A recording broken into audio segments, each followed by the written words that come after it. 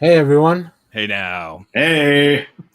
Oh, there we go. Jeez, the YouTube feed wasn't refreshing. I was scared that we're just being plagued by technical difficulties today. That is why Josh is not joining us right now. That is why Josh is not in the screen at the moment. He may join us at a later time. If not, we always have.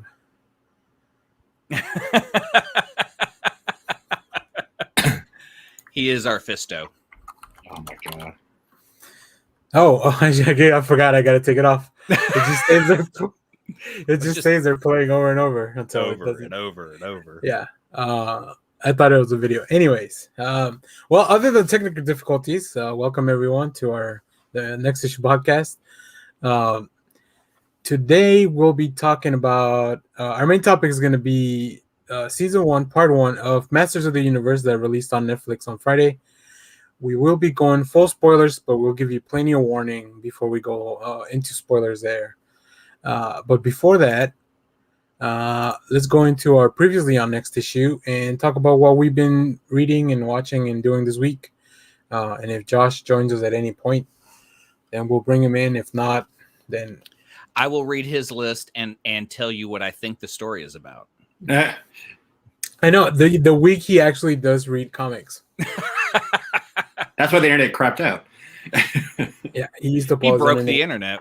He used up all his minutes on reading comics. All right, Clay, you want to kick it off? Sure. We did a video for Moon Knight. You were very excited. I have not been to the comic shop in 3 weeks, so I had a lot to pick up. And I loved it. I loved Moon Knight. Yeah. I picked up 2 copies. I got a Scotty Young cover and one that looked like a Bill Sienkiewicz. Now I'm forgetting who did the art. I think I know. I think I picked up the same one. Oh, really? Okay. Yeah. Jed McKay does a great job of just encapsulating what Moon Knight is in the first issue. It is a great jumping on point. If it seems like Moon Knight has a lot of backstory, start with this, and it seems like he's just going to start with the basics and go from there. Yeah, Kyle, did you see this issue? No, I didn't. Okay. Yeah, this was the cover I picked. Nice. That's it. Yeah. Who did the art? This is Gerardo Safino. Oh, it definitely feels very Sienkiewicz. Yeah. Which is one of the reasons I picked it. So, but yeah, if you want to know more, Clay and I both really liked it, but go check out our full review. What the? Oh. I was like, what's happening? How did Clay get power? I mean, how did Kyle get powers to make himself big on my screen? Yeah, I know. There you go. All right. I'm having TikTok flashbacks, Clay. Yeah. We gotta get Mark on. I know. What else, Clay? Because I'm reading through Ed Brubaker and Sean Phillips's Criminal series in the deluxe edition. It's got 3 full stories in it. And so it's nice to like just read a chunk and then just put the book down and kind of soak it in. And so the second story, Lawless, is it's great crime noir. It's a guy going to avenge his brother's killer and then realizing in the middle of a heist that one of the killers is doing the job with him. It is a slow burn. So I've never read the actual Criminal book or the series, the ongoing series. Yeah. Is this like an anthology where after a couple issues it'll wrap up and then move on to our next story? Yeah. Okay. So I guess that's kind of what led them to start putting out the books that they're doing now, which are really more like All My Heroes have always been junkies and Bad Weekend and stuff like that. Because I believe those were excerpts from the Criminal series that they just put out. Yeah, as a standalone story. Yeah, none of the standalones are in the first volume. It's Coward, Lawless, and I forget what the third one is. But yeah, it's just really good to read those and just kind of soak it in, and then just put it down and think about it for a while. I've got 2 more volumes to go through, so it's going to be on the shelf for a while. Oh boy, everyone's here for Masters of the Universe. We did say Motu. We'll get to Motu as soon as we get to our main topic in a little bit. And then I wanted to show a book that not everyone can see. I see it. There we go. It It was an insert in comics or in the newspaper back in the day. SpiderMan and the Incredible Hulk. It was a back to school Sanger Harris insert. Exactly. And, they did a couple of those. Yeah, and I pulled up a lot of the covers. Let's see here. Is that the one with that's not the one with the Thanos copter, is it? No, they had no. Where basically the Spider-Man and the Hulk say the Dallas Cowboys cheerleaders from the leader. Oh, yeah. Cool. Let's see here. Oh, cool. Okay. Wait, what? Oh, you were clicking it. Are you getting a weird flash on it? I am. Wow. Oh man, today, what a day. Josh, what have you done? Yeah, right? It's spread through everyone. Let's remove that then. I don't want to have people to have seizures on here. Yeah, please don't. Yeah, there were just a lot of inserts back in the day of these that we got in Dallas. I looked up and found one in Chicago, one in Denver.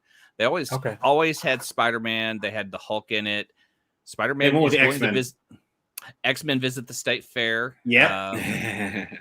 What was the other one? But I need to find these. Good luck. Yeah, they were all in the 80s. Well, just the stories. I don't care about getting the actual inserts. Although that'd be cool. I was going to say I have all the covers up, so let me try to see if I can just show. Yeah, we don't want to get too high tech and then just have the whole thing drop. Yeah, there we go. Okay. So cool. This was one out of Colorado because I hadn't seen this one.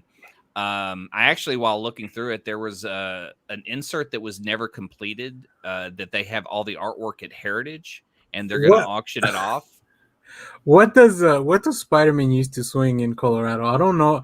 I can't picture Colorado being a place with a lot of really high buildings. Well, it depends on where you are. You're in downtown Denver, I guess. But what, like three blocks of downtown Denver or whatever? I always wonder that. That's why it was interesting that when they moved Kane, the Scarlet Spider, to Houston, because I've been to Houston. It's kind of the same where only the downtown area really has those high-rise buildings.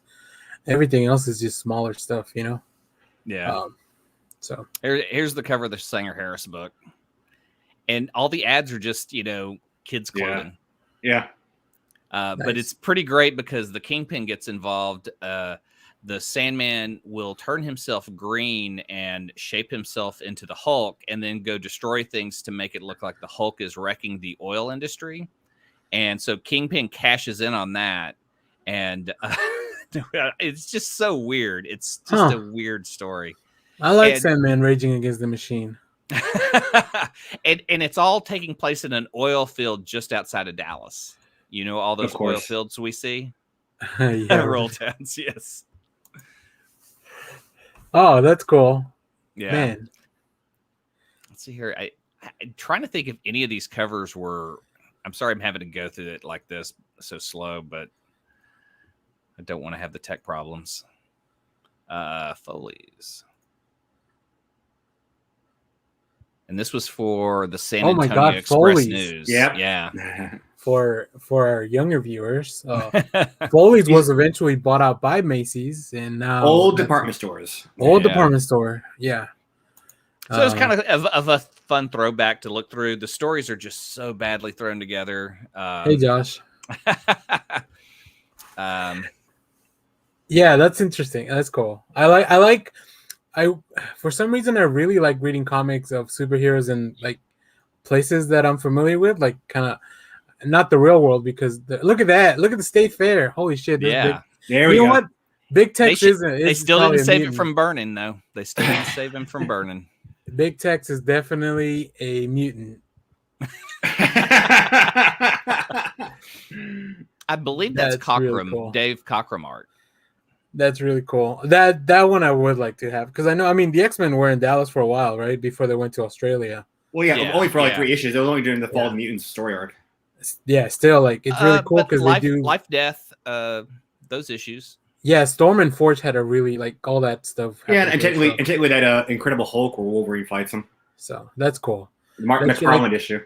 I always like seeing, like, landmarks that I'm more familiar with. So, stuff in Texas and places I've been to. Dope. Yeah, I couldn't find any others, but it was just fun looking those up. I'm curious. They've got to be other cities that have them. I'm sure. I'm sure it was localized to their own thing. Let's see here. I started playing Magic the Gathering. I was gonna ask you about that because I saw that on the notes and I'm like, what does that mean? Are you playing the digital version? I'm playing the digital version, the arena version. And then when I was up at Urban Legends telling them that I was looking into it, because they used to host stuff, or they have to host so many to be like a retailer for some reason. They have to have like so many events. And so they had one recently, and I was like, I'd love to play, but I don't want to buy any cards until you start having these again. And he gave me a couple of packs to start with. So it's pretty, so I'm just kind of going through it and figuring it out, but mainly playing online. I'm going to recommend the Commander format, Clay. All right. What does that mean? So Commander is like, you can only have, it's a 100 card deck. You pick one creature legendary creatures can be whatever. There's qualifications to be a commander. And you can only have one copy of each card. So you can't really, you can make cool decks and stuff. But the cool thing is that it's not like a deck that you have to update every time new cards come out. Yeah. Right? You can, but you don't have to. So that's what I used to play because I'm not very fond of deck building and keeping track of thousands of cards. Oh, is that what it becomes? Yeah, after a few releases of packs, that's kind of what it is, right? Because cards keep getting better, or you want to change what you're playing, or the meta game changes, so then you have to adapt and change your deck. It depends how competitive you play too. Yeah, all that. There's a lot. Just for fun, it's a nice quick game to play online without having to. Yeah, I think the online stuff, Arena has been very successful for them, and they are. I want to say, they're owned by Hasbro. I thought it was gonna be Mattel, but it's now. Magic's owned by Hasbro. Magic Wizards of the Coast is now owned by Hasbro. Wow. Yeah. So I thought it was gonna be Mattel, so I thought it all led back to it. And I guess one of the free packs he gave me at the store gave me digital cards in the arena game. Oh, cool. So yeah, that was kind of nice because when you open it, it just it adds stuff to your already existing content. Yeah, I miss playing games at the shop, but I'm not there yet. Maybe. Hal looked like he had an opinion on your Commander. No, I did. I tried Magic the Gathering a while back and I just didn't get into it. I still have friends that really play and they'll go to Madness and play and just like, nah. Yeah, they are doing a D&D Magic crossover. The latest pack had D&D stuff. So, use all your properties with Wizards of the Coast. Like, you might as well. Cool. Anything else to play? TV and movie wise, we're watching Kevin Can Fuck Himself on AMC. It's pretty great. If it's very meta about TV, so if you kind of dig that stuff, but it's written by a woman who had played Kevin James's wife on a series, and then she got fired after not even a season. And so it's a show it's a show about what it's like to be the woman in a sitcom with a dumpy husband. So it's like, what's it like to be, like in King of Queens, to be the wife of Kevin James, because this is pretty much directed at him. Or like every sitcom in the 2000s. Yeah. It's Homer Simpson. It's really great. I mean, when she is in the show, and when I say that, it is shot like a sitcom. She is with her husband. He is goofing on her. He is a terrible person. I mean, this guy is so good. Like you hate him, but he's supposed to be the funny part of the comedy show that you're watching. But when she leaves or he leaves, it just turns into an AMC show. And I mean, the look and everything. Annie Murphy from Schitt's Creek is in this, and she's fucking awesome. She's really good. She does a Boston accent. The sitcom was Kevin Can Wait. Yeah, with Kevin James. Yeah. I remember now. She was in the first season that she got kicked off for his former love interest from King of Queens. Leah Remini. Right. Yeah. And so she's just kind of doing this commentary on what it's like to be a wife in a sitcom, and it is dark, man. It is, and I think there's only 8 episodes, and they've all come out, but we haven't finished them yet. Okay. And we started Ted Lasso. I've heard good things about that one. I'm a big fan of Ted Lasso. I do like Ted Lasso. If you like Bill Lawrence's stuff, like Scrubs, What was the dating show he did a while back, Kyle, that we dug? That had Ron Funches. He would do them live. He would do it. Undateable. Undateable. Yeah. Yeah. I love that because the last season they would air the live. So you could go on Hulu and watch the West Coast airing and then the East Coast airing. It was like you could see how much because they would improv almost everything. And it's like you could see when they're making each other laugh. When they didn't say that the last episode. Yeah. As far as Ted Lasso, I would say I went into it thinking it was this super comedy, but it is very much a dramedy. It is the drama of Scrubs, that level of drama and comedy. If you like that, Ted Lasso is pretty great. Okay, and cool. Streets of Fire. I haven't watched a Walter Hill movie in a long time, and pulled that one up. Everything about that's awesome except for Michael Paré, and that's Diane Lane being kick-ass early. Oh my gosh, Green Goblin, who played the Green Goblin? William Dafoe. Early Willem Dafoe just being wicked as hell. Like you look at him in this movie from the 80s and you go, why did he not play the Joker in the 1989 Joker or Batman movie? Do you really want to replace Nicholson? You know what? I'd love to see both options. No. I'd love to see both options because Willem Dafoe is creepy and evil as fuck when he wants to be. And if you don't believe me, go watch Wild at Heart. I mean, I would love to see his Joker, and that would have been awesome. But yeah, that's all I got. I had a ton of shit in here, but okay, a lot of pop culture consuming. All right, Kyle, you want to go next? I see your list is a lot smaller than Clay's. Yeah. What the hell are you doing, Kyle? Actually, I'm surprised Clay didn't throw this in there, but read Blue and Gold #1. Yeah, fuck it. I didn't pick it up. Why? Why do you hate us? Money. I mean, you that's hate really because of money. No, I've got to cut back on some things, and it's probably going to be. He buys Magic the Gathering packs, but he gives up. No, I was given Magic the Gathering packs. So basically starts with Booster trying to go save the JLA from this alien, and Beetle comes in and helps them, and it's them starting their own kind of like basically it comes down to the fact that like after they save him, Beetle's the one who actually saves everybody, and he wants to join the JLA, and they say we're willing to take you, not Booster. And so he's like saying it's either us or it's either both of us or nothing. So they just leave and they say we're going to do our own little thing, Blue and Gold. So this went right over my head, so I'm assuming that's for Clay. We're dancing for the restless and the broken heart, tonight. What it means to be young. Yeah. Is that from the movie? Yeah, okay. That's from Streets of Fire. Oh, okay. Listen, and I'm like Drax. Nothing goes over my head, but this one just zoom. But yeah, I believe in you, and I didn't get that. Blue and Gold. I did a review for in the channel. Dan Jurgens is writing as if you guys don't know, Dan Jurgens created the character of Booster Gold. So who better to write the character? And I just love their friendship. That especially if you get to the end of the issue. It's funny because Skeets tries to go get Jaime first, and Jaime's like, I can't do this. So Ted shows up, and it's like, and it's funny because the alien destroys the Beetle ship, and he goes, that was the only one I had. What am I going to do now? Yeah. And as you guys know, if you didn't read the Tom Taylor Suicide Squad run, Ted Kord's been through some shit, as I mentioned in my review. Yeah. So hopefully this puts him in a better place.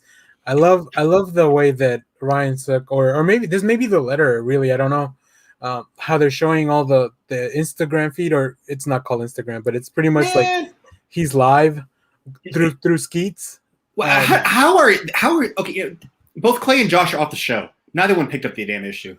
Yeah, it's not like we've been asking. Is it an ongoing or limited series? It's 8 issues.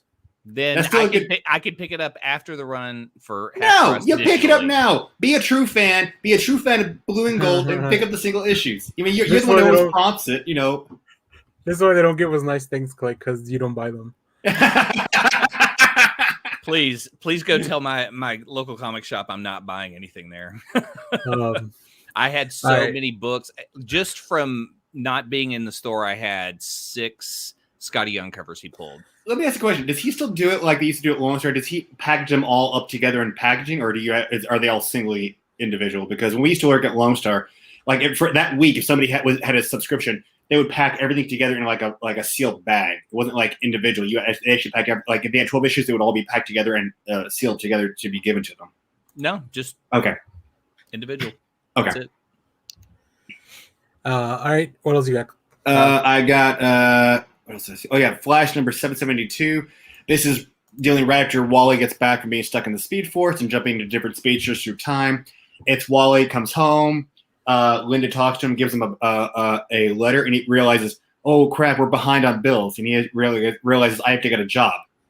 That's a cool cover. That is a cool cover. Yeah, and this also deals with Mick find out he has cancer, so he decides. I think he was trying to. This is what's his name? Rory. Yeah, Rory. Heatwave. Yep. Heatwave. Yeah. Okay, cool. But if the Flash decides to try to find a job, ends up working as a attendant at a garage. Michael, Mr. Terrific shows up and basically says, "Hey, I had to fire you, Wally." He goes, "Why? I've only been one day." He goes, "Because I have a better job for you." He takes him to one of his companies to actually work with like high-end scientists because they need somebody who has high reflex and everything. So he gives him like a higher paying job. And then it's funny because when they realize that this fire starts going on, he goes, "I can't believe it. I even have my own secret exit out of the building that my Uncle Barry doesn't with his secret speed lab." So it's interesting to see. They're focusing a little bit on Wally this time. And like I said, he's back in his old late 90s suit, being the Flash again. So it'll be interesting to see where he goes. Wally West, the working man. Working man. Yeah. How do you just realize you need because you're behind on your bills? Oh yeah, I need a job. Quick tangent. I know none of us are watching the Flash TV show anymore. I am. Oh, because did you watch the latest one? Yeah, because I saw clips from the lightsaber fight. Yep, yeah. They basically bring back because they have Godspeed, who the last two-parter. Godspeed, all these Godspeed clones have been coming in. And they've been trying to stop him, so they find the character. I can't believe I'm blanking on his name, but the guy who actually is Godspeed. Find him in the past, and they basically give his memory back. And the reason he's going all crazy is because he wants organic super speed, not because he was the guy who created Future creates velocity. He wants organic, so they end up giving it to him, and he becomes more powerful. And so to stop him, they use the Speed Force, who's now in the form of Barry's mother Nora, to release Thawne. And basically, you have Thawne and Barry there taking on Godspeed. They do the lightsaber fight. I mean, I randomly make these lightning swords. I'm like going, okay. And then so they end up randomly make lightning swords.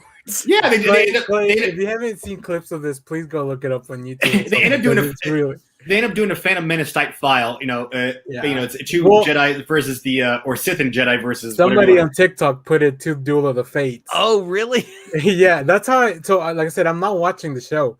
But it's all over TikTok because people keep dunking on this show because it's not as good. Like the show's just not as good. Even the effects of them running and stuff. Yeah. Again, it's not as good as the first few seasons that we got because they really kind of set the bar pretty high. But the greatest thing is it's like you have Thawne stab Godspeed from behind, doesn't kill him, but then he basically goes, "Now I get to kill you," and he starts doing the whole vibrant hand, starts the speed mode and goes toward Barry. But then Barry does it the Flash time, just sits there and goes, "You're slow." And does a judo throw, and he goes, "What happened? How did I do this? I got faster, didn't you?" And Thawne's just like, "No, I had not, but I will." And so we have Thawne back into the picture now. So it's like, man, this show, I swear, yeah. There's a reason I stopped watching it, and it was because on that tangent with because season 7 it really dipped down from where it went, but it came back up in the last couple. It really did come back in the last couple. I hope so. Maybe I'll check it out later. And they've already said season 8 is going to start off as a 5-part crossover where he's actually going to be going into the other different shows, teaming up with the other shows. Who's playing? Is it the same guy playing Thawne? Yeah, they have a Tom Cavanaugh, but they said he's supposed to be leaving, so I wouldn't be surprised. So not the blonde dude. No, still Tom Cavanaugh is Thawne. Oh, okay. So we don't know. Because when he was in Legends, they used the blonde dude instead. Okay, cool. Yeah, sorry, I don't know the name of the actor. We don't know what direction they're going to go with season 8, but it's Tom Cavanaugh that's doing Thawne at the moment. Cool. Yeah. Okay. And they're not playing any version of Harrison either. No, he's they basically brought the real Harrison Wells back, but now he's got the power of time travel. And this is wild, Clay. You mean H.G. Wells? The name he's after has time travel power. Only Tom Cavanaugh would play so many different characters. Oh yeah, in one show. Cool. And then Lois and Clark. No, Superman and Lois. Superman and Lois. Yeah, I gotta say. All I'm gonna say is. Don't get too deep. Don't get too deep because I want people to watch this. All I'm gonna say is they are really tying into the Superman lore because not only do we have Steel, we now officially have the official Eradicator. Steel? Yeah.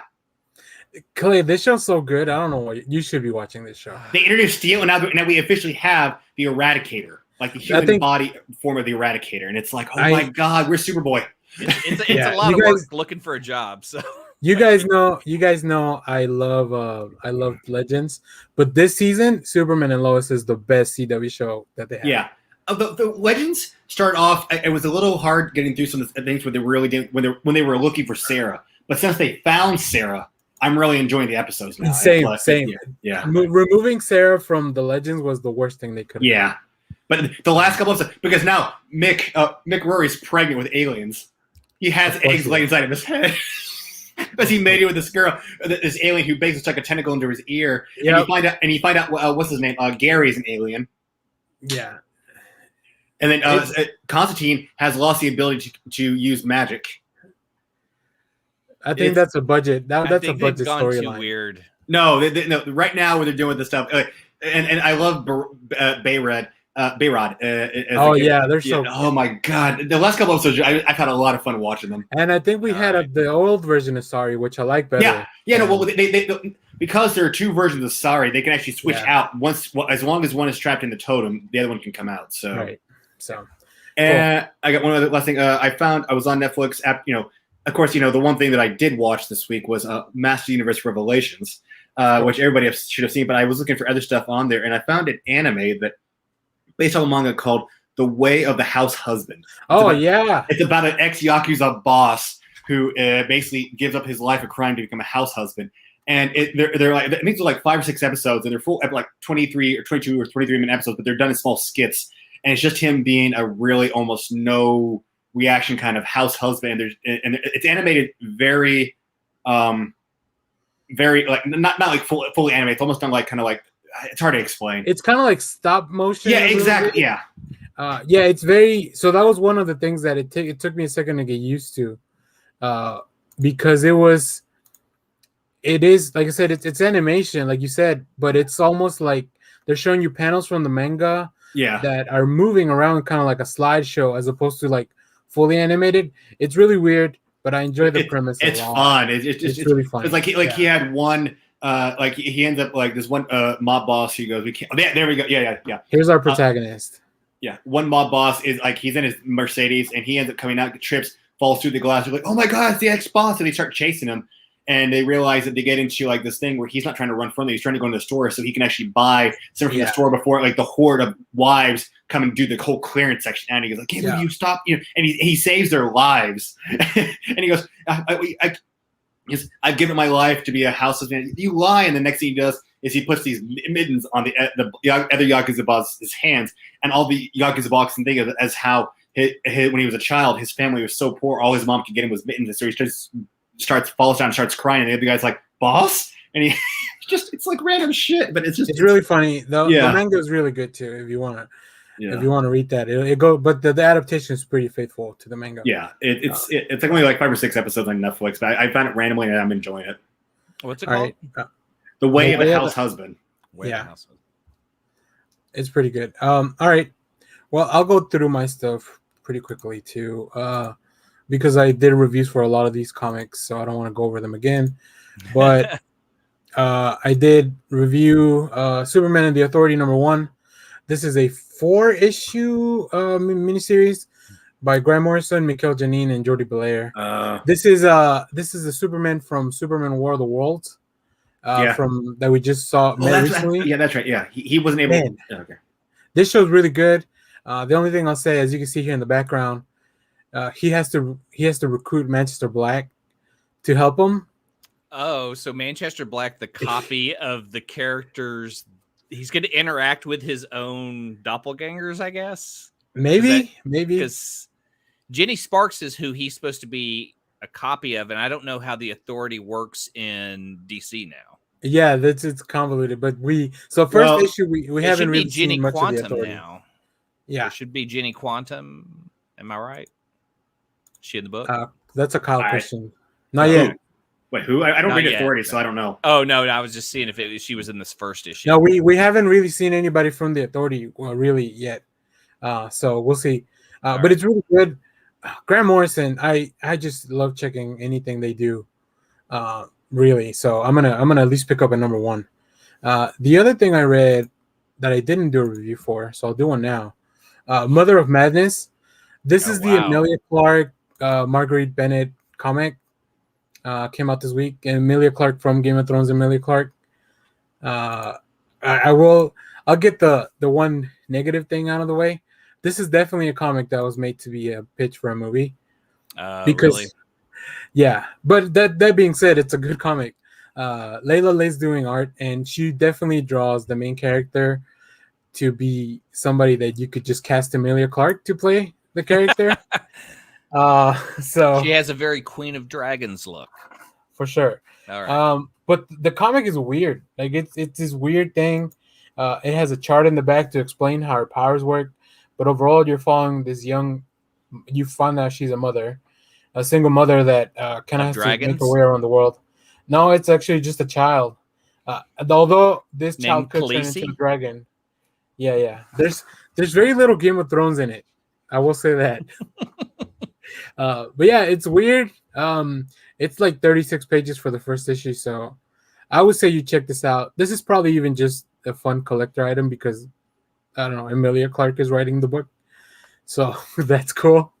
The cover was weird. I'm curious to see the art inside. Yeah, there's a lot of really cool covers. I picked up a Jen Bartlett cover too. Another thing before I get off of the comics, this week Stephanie Phillips, writer of Harley and other stuff, but mainly Harley. Yeah, someone commented on one of her posts that she killed comics in cold blood because of the way she's writing Harley. So she made a T-shirt, and then I bought the T-shirt, and now I'm wearing it. So, that's so fucking awesome. So thanks to that internet troll, now I have the shirt that was designed by Stephanie Phillips. That is the best. I love it. It's really cool. It just says I killed comics in cold blood. So where can you get that? I'll put a link on the thing. She tweeted it out, but you can just check out her Twitter.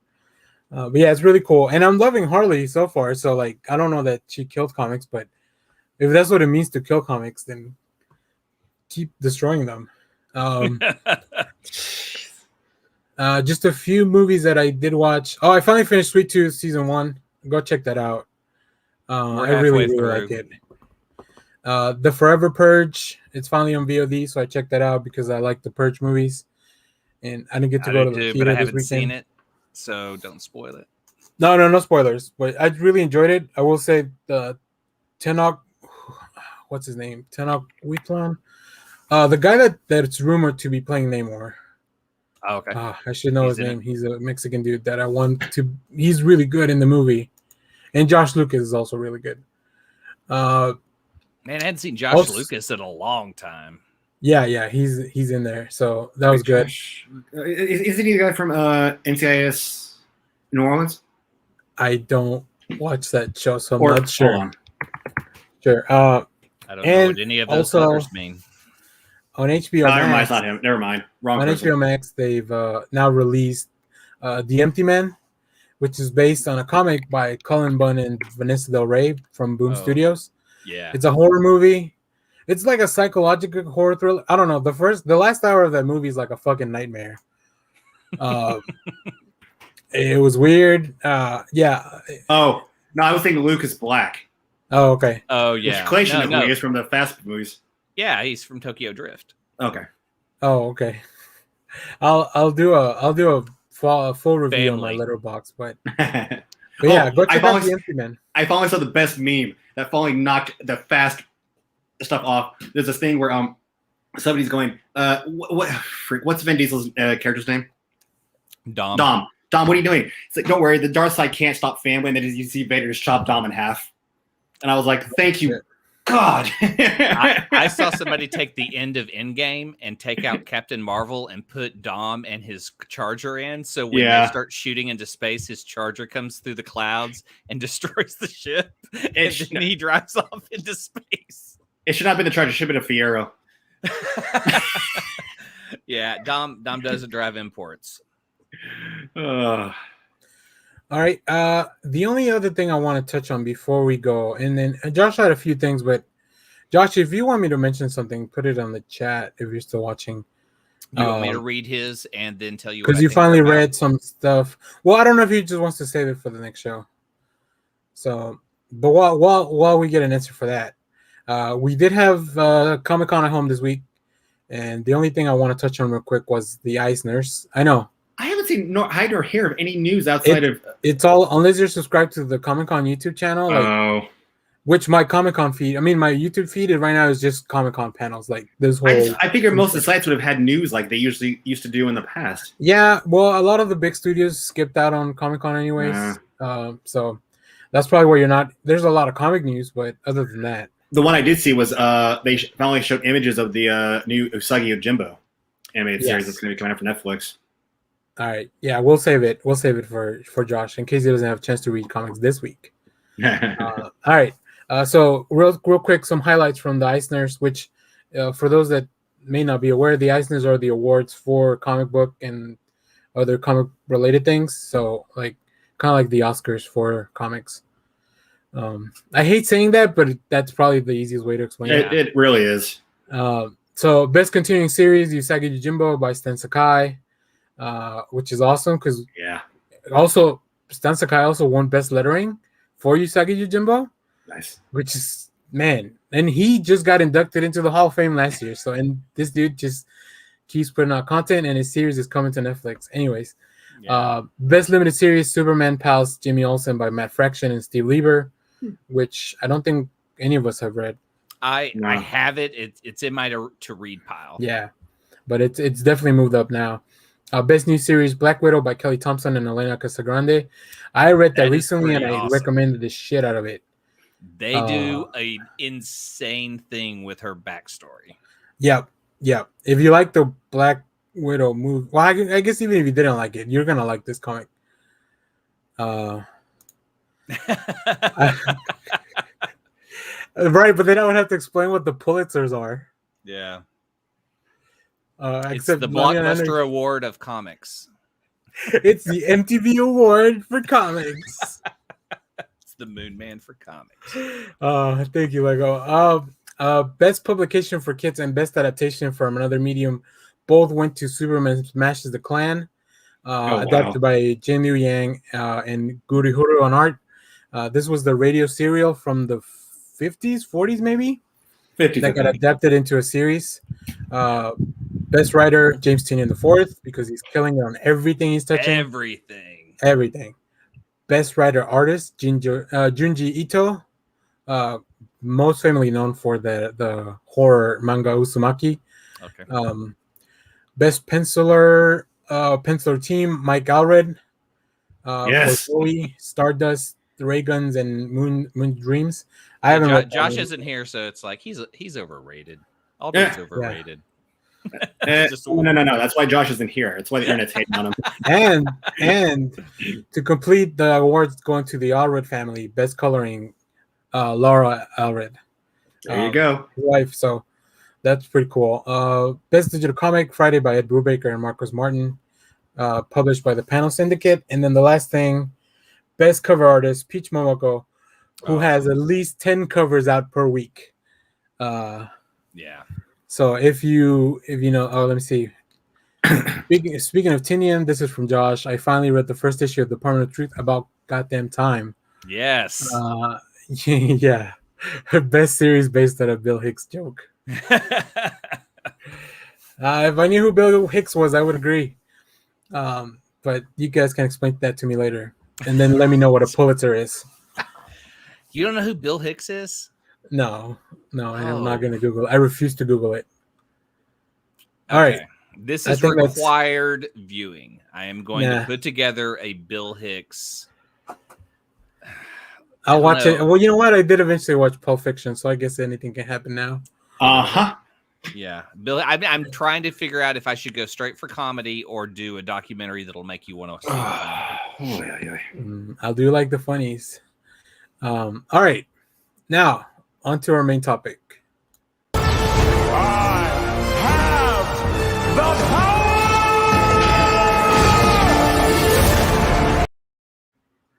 Oh my God, we are gonna go full spoilers. That? Yeah, I didn't watch full that. Spoilers. I watched something else. You watched the old one. I watched the Dolph Lundgren 2002. movie. Chloe watched the stop motion animation video that somebody made with their action figures on YouTube. So we are about to 4 non-blondes video. Yeah, we are. Oh man, stop making me Google names, Clay. You don't know who the 4 non-blondes are? I should just let these names go because I don't know that the audience. Oh, I don't know. Maybe the audience doesn't know who they are. It's the music from the He-Man meme that he's dancing. Got it. Thanks, Josh.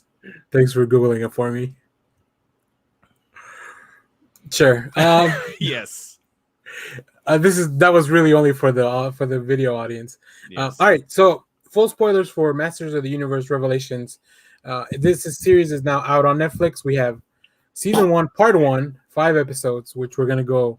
You want to do episode breakdown, or let's do overall thoughts. Let's just go overall. Okay. Without getting too much into it. Then if we have like specific things that we like from each episode and stuff like that. I did do a spoiler-free review on the channel. If you don't want to keep watching this, go watch that instead, and then watch the series. Yeah, I didn't get into spoilers there. So I you know what? I'm gonna go to. So we did have one person, and I'm not calling them out maliciously or anything. We did have somebody just ask before the show started. And like I said, this is full spoilers. Why did they kill Heman? Will Teal Nas replace Heman? Nothing makes sense. Okay. I don't know if this person didn't finish. I just want did they not finish watching the episodes after that? First of all, I feel like there's a lot more story. Because it is a cartoon. Yeah. And everything's going to be okay. And I'm going to say this. Filmation 1982. 2002 Mike Young series. 1987 New Members of the He-Man. The series said He-Man in the title. This says Masters of the Universe Revelations. Does not say He-Man in the Masters of the Universe. So killing off He-Man is a part of the story arc. 2, it gives a time for them to shine on and give development to the other Masters. Now, this isn't towards the person who made the comment in our chat. This is towards, I've seen some of the reviews and people are just knocking it. So it's like, get over it. Yeah. As a newer, viewer to all this, I mean, I've watched random episodes in the past, but I mean, I wasn't the fan level you guys are. Watching this kind of with new eyes, I enjoyed the heck out of it. I loved the throwback to the old stuff and seeing them do those stories as well as the current stuff. It still felt like the Filmation, a little bit darker and a little more adult, but it still had the old darker. Yeah, but it still had that Filmation tone to it as you walk. Yeah. Because if you go back to the 2002 Mike Young series, you've got everybody doing flips, martial arts, and everything. I mean, you have Skeletor, who's dual blading like a badass ninja outside just doing magic. And this one, it's Mark Hamill, which I think he does a phenomenal job. But him just good. Yeah.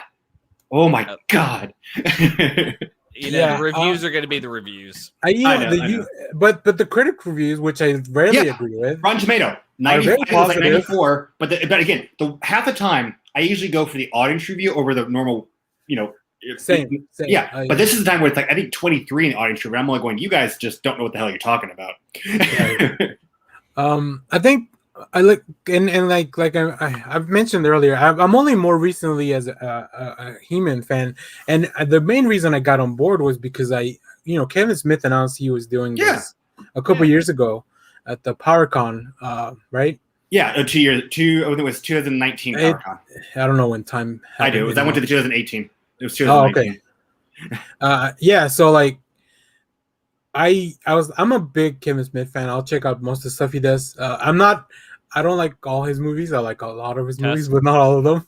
Well, no. Somebody asked me a valid question last week. He said, "Are you fanboying over it because of being Kevin Smith, or because it's the Master of the Universe?" And I'm going, because it's actual Master Universe. Because I love the fact Kevin Smith did it, but this the knowledge of this series is so out of his wheelhouse of what he knows. Like he knows Star Wars, he knows Batman. Master Universe was something he knew about, but he got brought into. So there's no way they would have done the story. Like he's not the fanboy that like me. Like I'll be straight up. I'm the Heman fanboy. He's not like that. So him seeing and taking a fresh new perspective on the story, it was interesting. Yeah, I felt like it appeased old fans and new. I mean, the old, in terms of the flashbacks and the stories that they gave you that were He-Man based, were fun, and they felt like they were those Filmation stories. Okay. To Josh, no, that was not Hamill. That's Scareglow. He's not Skeletor. The Scareglow is Skeletor. Basically, I'm still trying to figure. I still don't exactly get. But when they released the figure in 1986, they always called him the Shadow of Skeletor. So I'm not sure if that like means Skeletor extracted his shadow, or is he just in the shadow of Skeletor? So I'm because we know Skeletor is revealed to be inside the orb. Yeah, exactly. Right? Like he hid away. Let's see. Yeah, I never checked out the 2002 stuff. I did like the comics as well. Like 2002 was amazing. I wish they got into season 3. And this is what I was telling Josh, because he's not here right now. But we get one scene in episode 1 of Fisto. But in the original season 2 of the Mike Young productions, there was rumors that there was almost a thing of Fisto was going to be Teela's biological father. He would have basically had a relationship with the sorceress. It would have been actual Teela's real father. Well, and I mean, the series is heavily hinting at the sorceress being Teela's mom. No, she is. No, she is. She is her from the original original mini comics and the Filmation. She is her biological daughter. They haven't said it out loud, but like she stops time when she stops time as they're about to explode, and she's like, I didn't do it because we can actually prevent this from happening. I did it because I wanted to see you one last time. Well, there's also a scene in the second episode where basically it's Evelyn and Sorceress trying to tell her she needs to go reforge the Sword of Power, and she's about to go, you're very special, and she just cuts her off right there, and she didn't realize that you're real special means because Teela is eventually supposed to take. That's right, Tony Todd. That's right. Tony Todd. So good. The voice work in this is amazing. Do we want to go down the line of each character? Because I want to start with Lena Headey. Yes. Oh my gosh, she's so good as Evil Lynn. Or just Lynn. She's like, I added the evil later. the whole. Sorry to derail again, but the whole arc she has with Orko. Oh my god. Yeah. I was almost at the end of that. It's so good. Like this show's very character driven. But let's get back to the voice actor. We can go back to the story in a minute. Kevin Conroy as Merman. As Merman, my favorite character. No, Beastman. Beastman is my Clancy favorite. Brown as Beastman. I looked it up and it said it was Kevin Michael Richardson because it sounded like Clancy Brown, and I wrote it down as that. And then when I looked it up, it said that it was Kevin Michael Richardson. I was like, either way, it was fantastic. The only time, don't get me wrong, I'm not knocking Kevin Conroy. I was just a little thrown by Merman's voice because if you go back, he even if you watch the Mike Young productions and even the original Filmation, which I think, if I'm not mistaken, Alan this is one of my favorites. Oppenheimer. Oh my god. Yeah, I'll get to that character. But Oppenheimer did the original voice of Merman. He always had that gurgly voice like, hey man, what are you doing? And having him have such a clear voice was a little bit weird, but I liked it. I think what I saw in that episode was they took what Merman was as kind of this, I feel like he was kind of a silly character with this weird ass face. Yeah. And then giving him a one eye and show him the world of his world of water is hard and will tear you apart. Well, and it's funny because that's the Crystal Seas. And that's where in the original season 1 episode of Filmation, it's in the Crystal Seas that you find out that that Teela is the sorceress's daughter. Because he even says he was trying to find out what was in this nest. And he says, my old arch nemesis, Man-at-Arms, which again, Man-at-Arms comes in and that episode to save the day, and he's a badass in this series. Man-at-Arms just fucking wrecks shop. Oh my god! Now, I thought that was Liam Neeson, and I had to look that one up, and it's Liam Cunningham from Game of Thrones, and as long as it's a Liam, I think we're okay. But yeah, or I guess they call him Duncan since he lost his title of Man-at-Arms, but yeah, like man, he's so good. Like all his weaponry is really cool. Like, but can we talk a little bit about Sarah Michelle Gellar? Yes, it was great to hear Buffy again. Shit, I love it. Josh did mention in the chat props to Jason Mewes for not sounding like Jason Mewes when he was playing Yeah. Stinkor. He actually played a character. Didn't play himself. Although I hope they have a deleted scene of Stinkor saying like smoochies or something like that. Or trying to sell some weed to one of the kids.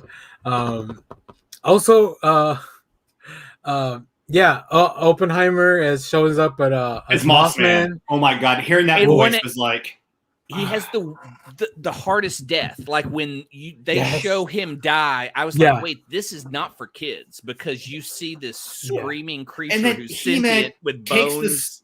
He-Man takes the sword and impales what do you call it? Skeletor. It's like you finally use your sword, boy.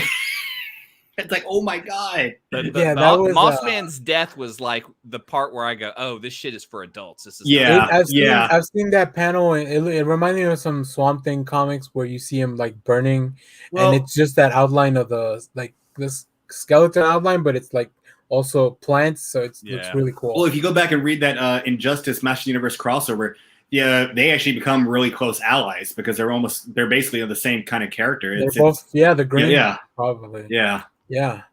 But yes, like I said, Tila, just a badass. I really like, I guess, her being the person we're following for these 5 episodes, for the most part, because I mean they kind of set it up as being like, I didn't know that she didn't know until like this, watching this. Well, it was Man-at-Arms. No, this is from the original continuity. It's Man-at-Arms, Orko, and the Sorceress knew. And then it was in season 2, Rainbow Flyer, that you find out that Queen Marlena sort of knew that Adam was He-Man. That's why she says, Adam, be careful.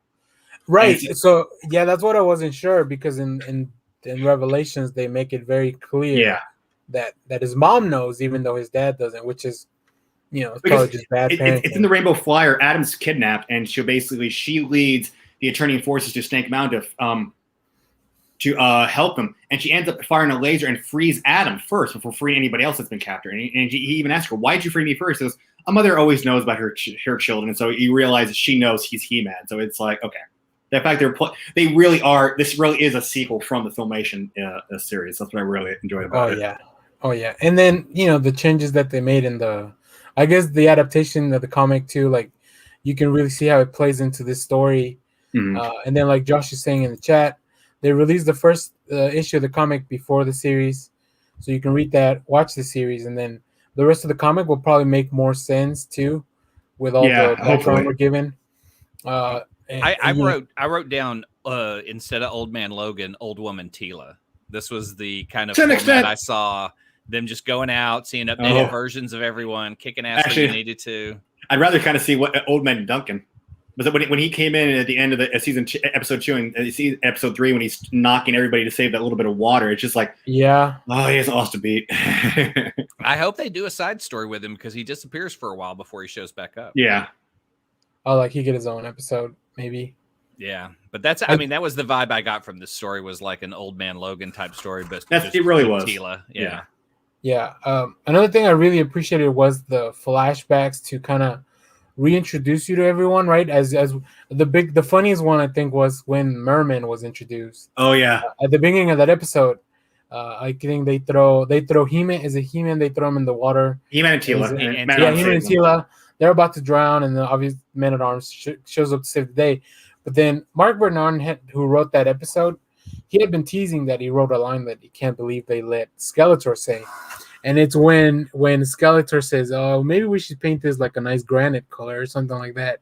And I was like, "What the fuck are you talking about?" But Mark Hamill just sells the line because he does such a good Skeletor. So good. God. Let's see who else. I think Chris Wood does a good job, I guess, going back and forth between. I keep forgetting that's Mon-El from Supergirl. Yeah. And can we talk about Triclops? Oh my God! Supremacy. The fact that basically, so when they infiltrate, first it's Henry Rollins of Black Flag. Yeah, is voicing Triclops, which is insane, and then Triclops' story is insane. Yeah, the fact he goes, no, drink the ether. We're one with the motherboard. I'm like, become one with the sprocket. I'm like going, and they're all it's Whiplash, it's Triclops, it's Trapjaw, and they're all like cyborg people. And I'm like, what the fuck is going on here? Like when one guy drinks the ether and his eye pops out and his arm turns into like a salt. Like going, and then the girl was already, I guess the girl had already drank the thing. Yeah. I'm like, what is going on? This is created a cult of machinery. Holy shit. Josh asking in the chat, did anyone think at the moment when Man-at-Arms knocks down one of the arches down on top of Triclops' the follower was a callback to the Problem with Power episode? Probably. I wouldn't be surprised. Yeah. We talked about it. We talked about that episode, I think, last week on the show. I mean, I guess I didn't put it together, but that would make a little sense. There's a lot of stuff that really feels like, hey, remember when you saw that on the old cartoon? But check this out. Check out check out how we make more sense or whatever. And see, we use it in a lot of those references. Like right, I didn't get a lot of them either, but I wrote down some of the great lines that I totally. My favorite's still going to be last episode 5 that I want to. When I saw this, I was like, oh my god. I like Evil Lynn saying "Free the Flounder." And Beastman saying, "I swear by the bones of Skeletor." That was just such a great line. That made me write down Beastman. I think another person that really did very well was Tiffany Smith voicing Andra. Andra is just a really cool character. I like that she's an engineer because they show you how this world is really leaning into technology. So you would need a character that has all that knowledge of like how stuff works and engineering. And then Tiffany Smith, like I've been a pretty big fan of her since she was doing all that DC Axis stuff. Yeah. So it's really cool to see like somebody who you kind of follow their career since they were doing just YouTube stuff, like oh shit, you're on a Master of the Universe show with like all these really cool people now. She also has a really weird line when they introduce her and Tila and they're talking about, she says, "No glove, no love," and I was just that just looks so crowbarred in. Yeah. Wow. I mean, I guess it made sense within the context of what she was talking about, but it's like, okay. Well, here's one. We got Susan Eisenberg voicing the Sorceress. Yeah. And that's Wonder Woman from the original. Past the fact she's a voice director. She's Wonder Woman, if not mistaken, from the Justice League. And then also, what's his name? Stephen Root. Griffin Newman as Orko. This is where I want to get into Orko for a second because the voice was really good. But when Orko showed up, I thought, oh shit, are we going to learn about AIDS? He looked like he was just shriveling up, and I was like, well, no, it's a PSA. When they're in that illusion of Trawlin, and to find out that the life force is all driving there, he's the last Trawlin, and he just gives his life stopping Scareglow. It's like, dear God, fuck. I didn't see the need for his death. I might give you that, but still, the fact they did it, and it's just like, really, what are you guys doing? It's like my childhood just wanted a one. God, it's like. I did like the explanation of why his name is Orko. Oracle, yeah. And then it kind of makes sense. Like I said, that whole scene with Evil Lynn, that was amazing. Yeah. I really loved that. I was not a big fan of Orko in this arc, but I do love those two hanging out and having a conversation. That's just because it's weird. But it was also funny of them laughing together. I still love episode 1 where he goes like, "I'll save you, Cringer," and he goes, "Put him in a bubble," and he's like, "He can't breathe now." Oh shit! It's like this is Orko. This is typical Orko. Cringer, who did Cringer's voice? Stephen Root. Root, the genius Stephen Root. He's really good. I think he only transforms into Battle Cat once, which is pretty interesting. Like. I like that he stayed behind with the sorcerers to protect her. Yeah. But anytime Stephen Root, sorry, quick tangent. Stephen Root showed up in the Empty Man movie I watched. Oh, really? Like, so anytime he shows up in a movie randomly that I'm not expecting, I'm like, okay, cool. Yeah. So if that sells you on it, he showed up. The last thing he was in is Barry. If you haven't seen Barry on HBO Max, he is awesome in that. Yeah, he's really good. He's a great voice actor too. Also, someone took his red stapler. If you know Office Space, you know Stephen Root. I do know that one. Josh says, I agree, but I guess this is in regards to Orko. His death is so fulfilling. It really is. I teared up when that was happening, and I was like, geez. Yeah. Like, because Orko is like such a, I guess let me finish reading Josh's comment. He's so fulfilling since he finally accomplished everything he couldn't do in the show. When he turns to Lynn and tells her, look, I'm doing it. Yeah, that's also when I teared up, Josh. And like I said, it all comes from that earlier sequence where we learn that Orko was bad at his job. Yeah, I still love the fact when he goes, "Can I ask you a personal question?" And she's like, "No, it's not. Evil is not my real name. I added it later." And, that was the bonding moment. It's like, oh my god, of all the people for him to bond with. Yeah, very very A+. Go watch it on HBO. I haven't seen it. It's really good. Best Bill Hader out there. I like that. Oh, man, yeah, I thought that's what did you call the Shadow Skeletor? Scareglow. A Scareglow. I thought he was gonna like grab Orko or something. Like I thought it was something more graphic was gonna happen. Yeah, I thought he looked like Deadman from DC. The way he has the cape around the skull, it just looks deteriorated, and I guess I can see that a little bit. It looks a little like DC's Deadman. You mean the Spectre? No. Okay. Okay. Let me pull up Deadman. I can. Yeah. No. I mean, I know who Deadman. I mean, I kind of know what he. I don't know that. I don't. I could see more Spectre than Deadman, but okay. Now, can we? I don't. Is there anybody else on the cast that we want to? But I'm trying to think because we didn't really. I mean, no. It's no. I will say and this is where I like how they change. Okay, I can see that. I guess. And this is where they. Good. If he had more of a skull face, I guess that's just the main thing. And this is where they did change things up a little. If you squint really hard. Okay.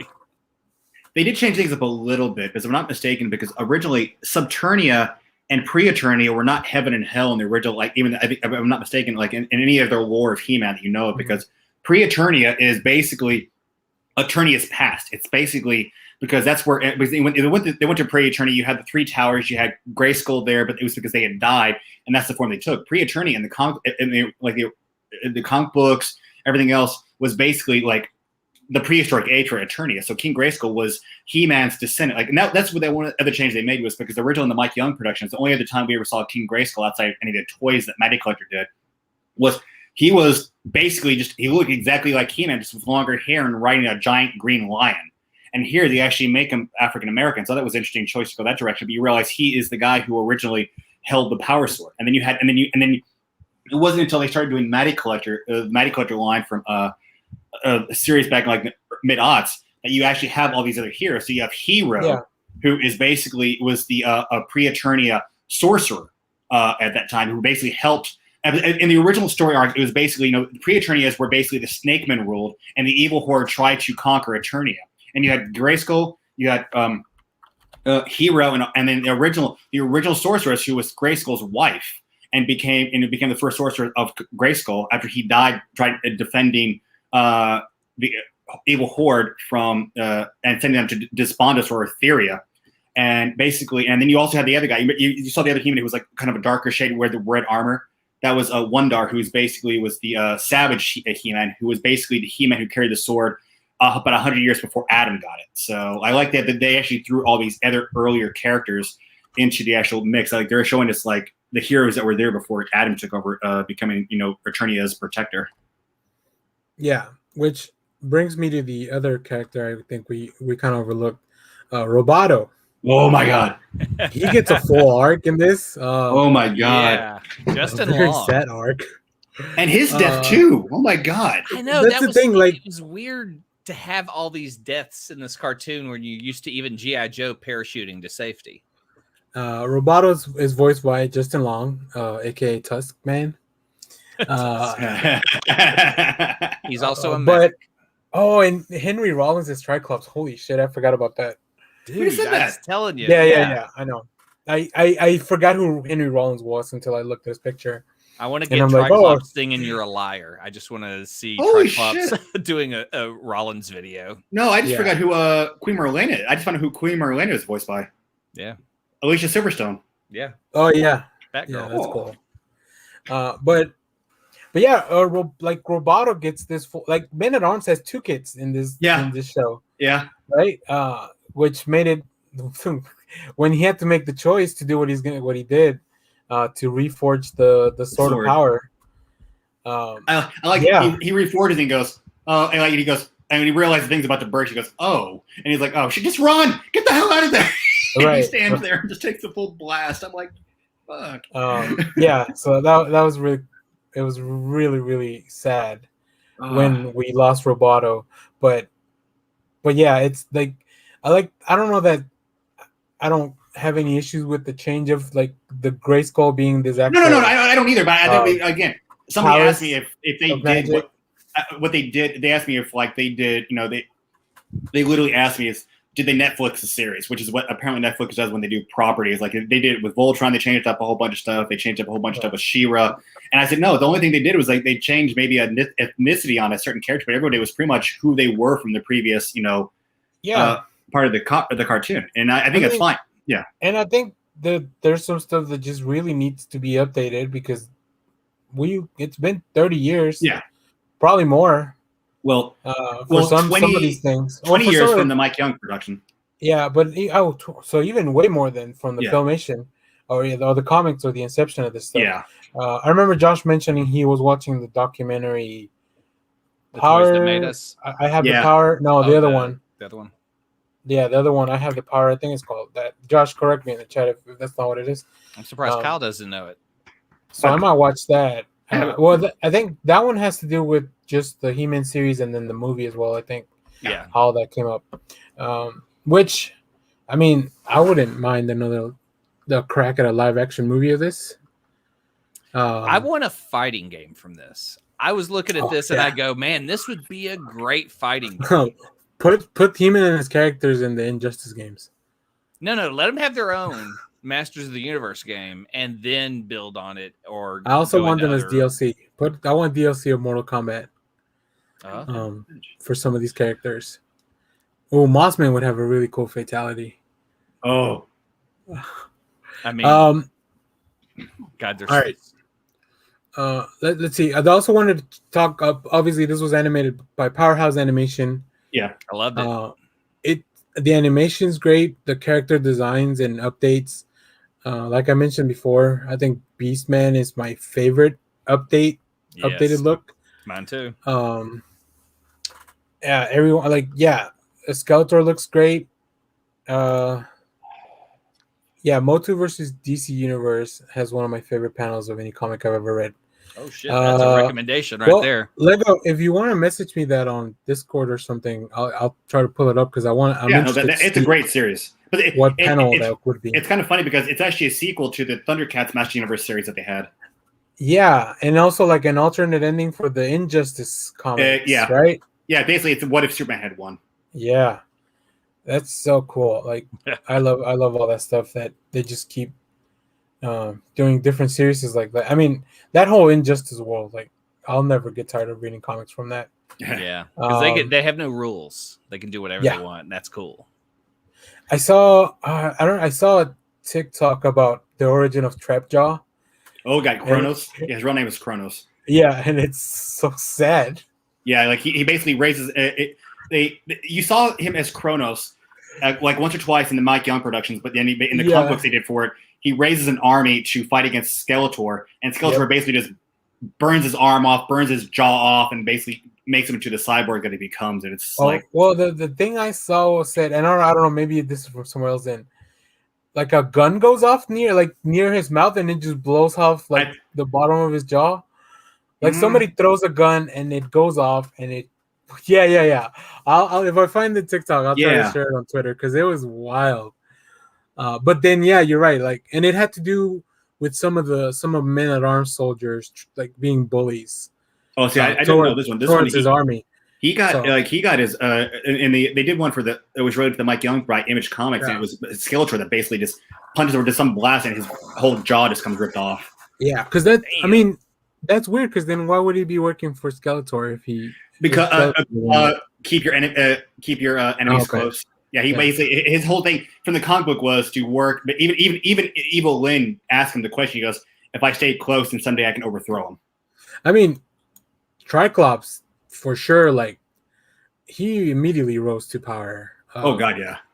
He's I can feel this void of power. Yes. Now that Skeletor is gone. I want a whole Triclops solo series. The rise of Triclops. The rise of the cult. Jeez, I wanted shot documentary style, like the Nexus or something like that. That would be awesome, right?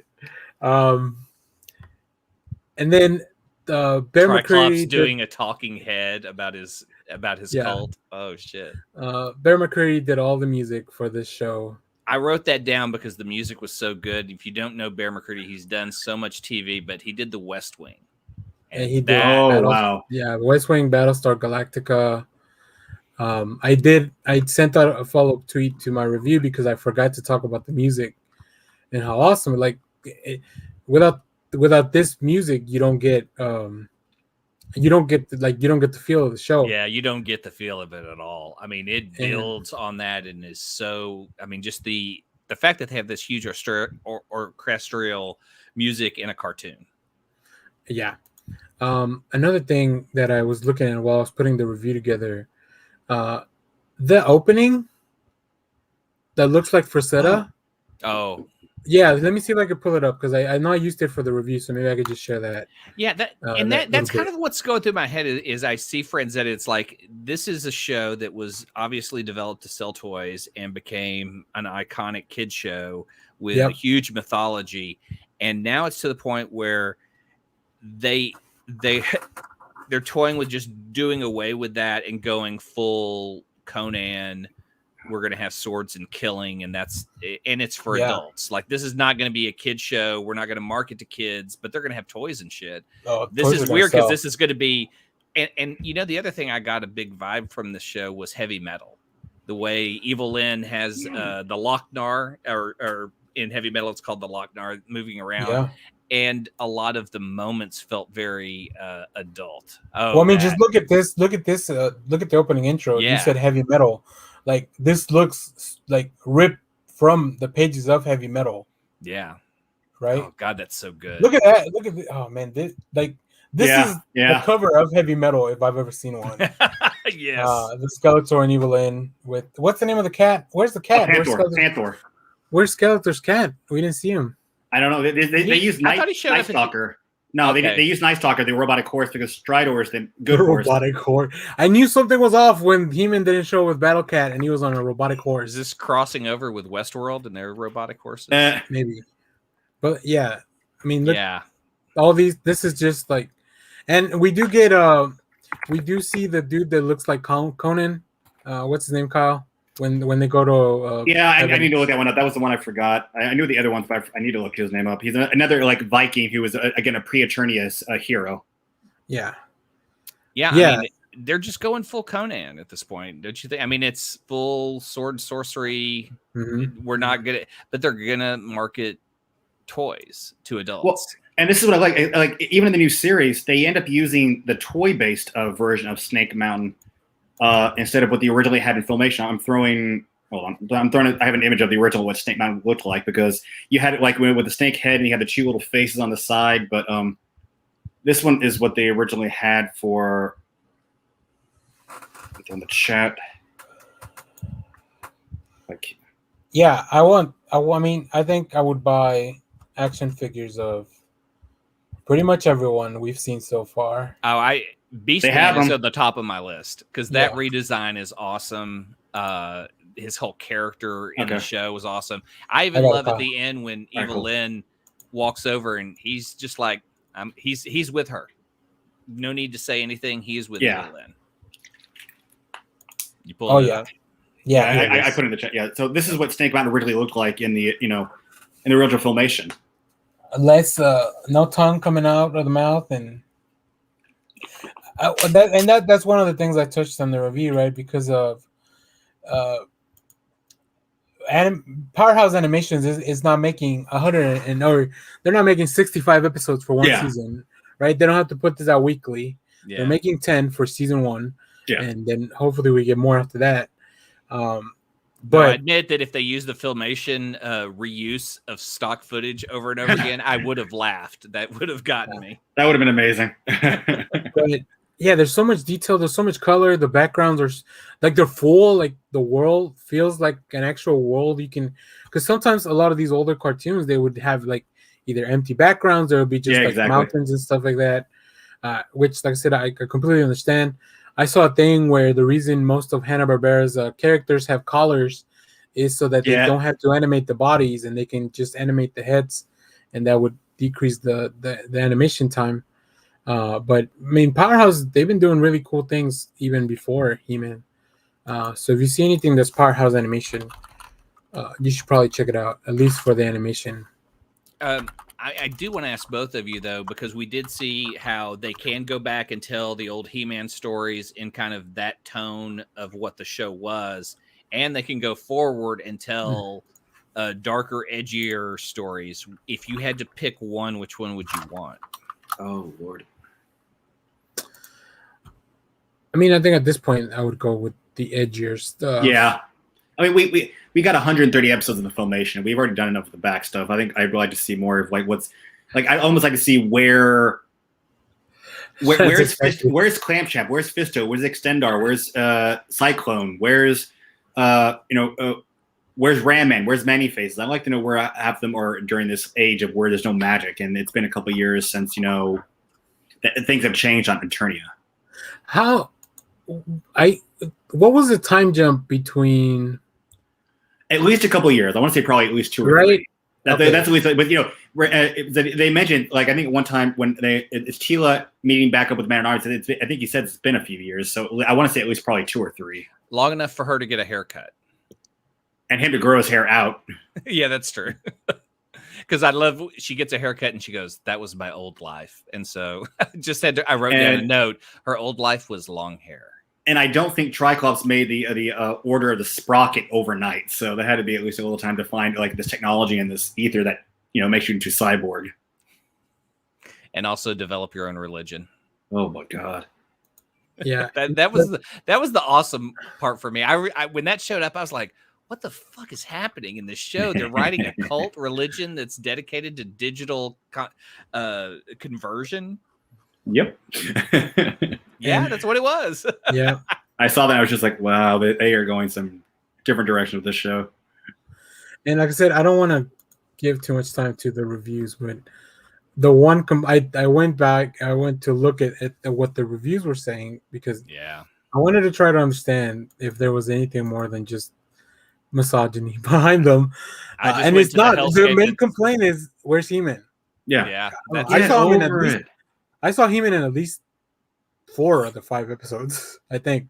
Even if it was like flashbacks and 4 episodes. Like that. He was in 4 because he was the main episode, flashback of him saving Tila from Snake Mountain with Whiplash in episode 2. Episode 3 had them say, him, Man at Arms saving them from the Crystal Sea, and then he shows up. Well, technically, he shows up at the end of season 4, and he's in all of episode 5. So he's in all episodes. Yeah, please don't read the reviews. Sorry about that. Yeah, and don't go on to any Kevin Smith hashtags on that's Twitter. So I wanted to watch his live episode of Fab and Beyond yesterday because I knew they were going to be going over this, but I didn't want to watch along with the live crowd. Oh my god! So I'm just going to watch it later because I am interested in seeing what he has to say. I'm sure. I think he liked our tweet, so hopefully he's also reading he's mainly focusing on the good ones. This is why he smokes pot, because he every time before he started becoming a weed head, he would read the reviews and it made him so stressed out. That's why he does the pot now. He turned on the chat. Great idea. Good call. Oh, nice. Yeah, I'm sure that weed helped come up with a religion that Triclops starts. Hey, listen, this has Triclops was pulled right out of the Dogma movie. Let's see. Josh says the most important He-Man moment is when Grayskull tells Tila that they all get to choose their best form in Preternia, and he chose Adam. Yes, I really like that. Like he didn't choose his He-Man form. Yeah, because he is Adam, which is kind of a knock on everyone else, I guess, that chose their big. Everyone else that made it to Preternia. I think we should definitely talk about what this leaves us hanging with at the end of episode 5, because I lost my shit when I was watching. So they basically pull him out of hell and then he's killed again. Well, they pulled him out of heaven. He gave up heaven. He's not in hell. He's in heaven. Yeah. And if somebody knows anything about being pulled out of heaven, Buffy. it's definitely Buffy. Jesus. But then only to die seconds later. Well, he gets stabbed. We don't know if he dies. I'm sure. Sorceress has magic to heal him. I don't think. I know, he's gonna die. but you basically invalidate the death by being able to pull him from heaven. So if you kill him again, can't you just go get him again? No. They even said that. Once you leave, you're not able to come back. Yeah, Grayskull tells him. So you're just you were given to hell. This was your reward. Heaven. Yeah, this was your reward for doing what you did. Is you leave. So Adam knew that at the end of his life, however long that was going to be, he wasn't going to be able to go back to Preternia. Okay, Josh has a theory. I agree with Josh's theory. My theory is that he dies and Tila becomes the next bearer of the sword. I don't think you have to kill Adam for that. I think you can have a new champion because your other champion's unavailable. Well, you already have somebody in that chair right now, and that's Skeletor. Yeah, he has. Yeah. When he pulled that, and I was like, "Holy shit!" He did the thing that never happened in any of the series. He did the thing, and that's what made me love that. I was like, yes. I'm not going to knock that theory, Josh, but I can already see the oh my god, the hate that's going to come if that happens. Like she's not He-Man. It's going to be It's like, oh my god. Kevin Smith says she does not ever wield the sword. All right, cool. Thanks, Lego. Yeah, I mean, I don't think that she would want to be. I think Tila has her own plans for sure. Like she's got. That was the whole thing of her battle with Scareglow. Was her basically figuring out her own destiny. Right, because it kind of escalated, and her real fear wasn't that her friends didn't trust her or whatever. That was one of her big fears, but that wasn't the last thing she had to confront, right? At the end, it was just she had to confront herself and her own issues. I want a sword wielding. I want a dual sword wielding Tila. I really like the design of the sword of power separated. It was interesting into two swords. And dual wielding. They haven't done that since before the Filmation, since the early days of the mini comics, because it was basically there was two halves of the power sword, and that was the only way you could get into Grayskull. Yeah. Now I want to believe that Skeletor will be the only one that wields the sword for the series, or one other villain. If you could have one other villain wield the sword, why is it Evil Lyn? Wait, what? You're saying it's supposed to be? I was gonna say Beastman. I was gonna go there almost too. Yeah, because he would be like Beastman loves Evil Lyn, and I forgot we didn't even talk about that. Yeah, just his conversion to when Skeletor showed up and she left, and then he's just like, right beside her like a dog. Yeah, I gotta go where she goes. Yeah. But no, I don't want to see a bunch of people weld the sword because that would just invalidate it. But if your main story is just Skeletor holding it, that would be awesome. But I feel like maybe one other villain needs to hold it, and I would love to see Evil Lyn. Yeah, I don't know. That's gonna be interesting how they write right out of it, like how they get out of this, because the last shot of Skeletor lording over Grayskull. Yeah, that was badass. It's super cool. I love that. That was when it was done. I got to admit, when I went into it, I was kind of like, oh, they're doing this, they're shifting, they're not going to focus on He-Man. We're going to go with Tila. We're going to get that. Oh, okay. And then I started to kind of get where they were going with it. But that last shot, I was just like, fuck, this was awesome. This was so much fun. All right. So Josh says that Evil Lyn may be playing both sides right now. She paused way too long before Skeletor. Yeah. Going to Skeletor at the end. I do agree that I think because he used her. I'll guarantee that we're going to see her basically save the day in the next couple episodes in some form or fashion. If she has more power than Skeletor at some point, we may see who she really is, and I'd like to see that because I feel like we got that before he showed up in the show. She hated the people she was teamed up with, and you could tell that, but it was who she really was. Well, I'm going to throw out something here. Now we're talking about what's going to happen, like what's the future for the Master Universe right now in this universe, but what if we end up going to like a Back to the Future kind of thing, to where like near the end of the series, we just see it all be rewound into that moment where He-Man's able to, where they stop Skeletor from cracking the orb and He-Man opening the thing, where none of this happens. Like, what if they go back to everyone's back alive? that they rewrite everything to where it's basically back to that point of the first episode. I don't know. I think there's always a chance of a retcon if this series doesn't do well in terms of what they want, like to sell shit. But I wonder if that's where they're wanting to go with it. I wonder if that's in the original story arc. I wonder if it's not something they're like. I wonder if it's something they already have planned, because, I mean, you're only releasing 5 episodes at a time. I don't think they're planning on doing 130 episodes. I think they're doing a contained story, which is going to finalize everything. Wait, what? Back to the Future? Oh, Back to the Future. Yeah. If Doc Brown shows up, I'll be like, holy shit, they are everything in this. Like a muscle-bound Doc Brown with crazy hair. Tila, get in. We got to go save. Great Scott. We got to go about save kids. Adam. The only other note I have left is Dennis Haysbert, who he was the voice of, oh my gosh. He's the voice of the president in 24, but he's the voice. I think he was Hero. God damn it! No, Heroes is oh god, what's it's Phil Lamar. Yeah, thank you. Phil Lamar is Hero. While you guys guess names, I'm gonna address Josh's comment. This feels very Infinity War to me, Josh. Yeah, Josh. Where the bad guy won, and then the next part it will probably feel very Endgame. But I mean, I don't know. I don't know if that makes sense. Man, I just want that poster of Skeletor lording over. Yeah, I want to bring Frank Franzetta back from the dead and have him paint that. Oh, he's the Allstate guy. Yeah, he's the Allstate guy. Yeah, but he's Joe Boo in Major League. He's the president. Was he King Grayskull? 24. He was. Yeah, I think so. Okay. Let's see. Lego says, at the end of the day, this is a toy line. Prince Adam Heman isn't staying dead. They got toys to sell. That's right. Yeah. Yeah, it says King Grayskull. I thought it was someone else. Okay. Yeah. Although I do want the Evil in action figure. I do like it better without the weird helmet. Once you took it off, I was like, I guess that helmet is weird. It's a weird she got to put up all her hair into that weird steady. Yeah. It's like a crown of evil, because it just looks like it'd be difficult. It would stab you putting it on, taking it off. Yeah.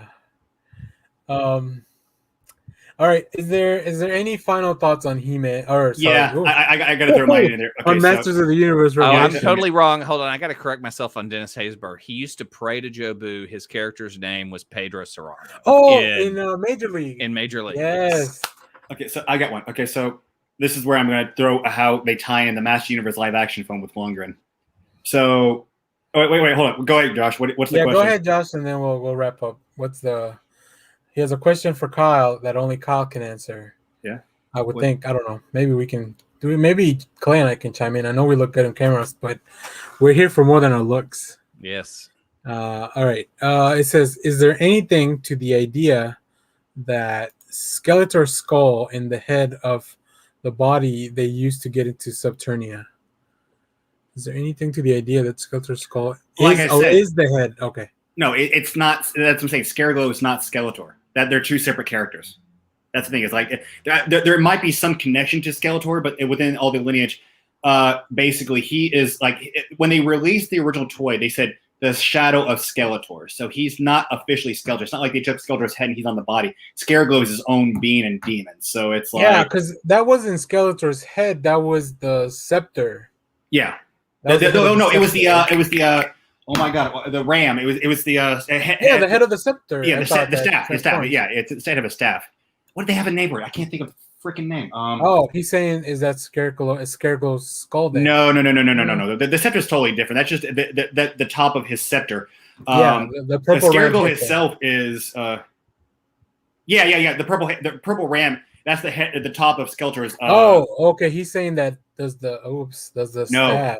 No, that's not. That's totally different. I think that's just like like the little thing that goes in the mummy, the books that opens it. Yeah, like just the MacGuffin that you could put stuff there. You got to bring a skull. You got to bring a dead person. It's the top of his havoc staff. That's what it's called, havoc staff.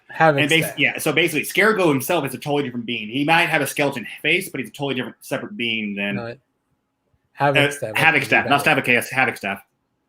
There's no chaos in Eternia. It's all working out perfectly according to everyone's notes. But it's all a Lochnar. But this is where I thought was funny, was they actually used influence from the Masters of the Universe theory, live action movie, is when they go back to normal Eternia and they're entering the Hall of Wisdom, and you look at, as they're entering, there's Man-at-Arms, and they walk through the chamber, and you see this walkway with like 2 pit sides on the thing and these huge pillars, and there's an old lady sitting there.